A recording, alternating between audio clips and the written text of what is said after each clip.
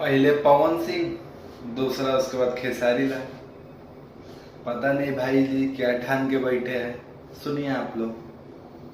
खेसारी के पवन सथे चल जइबू हो, पता नहीं रहे तू बदल जइबू हो। मोलो के बाद तहरा प्यार दे, कहियो आई बारात तो डोली में गोली मार दे। छोड़ खेसारी के पवन साथे चल जइबू हो, नहीं पता रहे तू हो बदल जइबू हो। नहीं पता रहे तू हो बदल जइबू हो।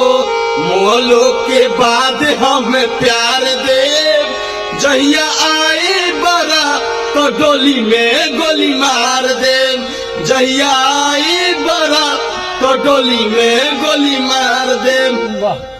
सुना आप लोग।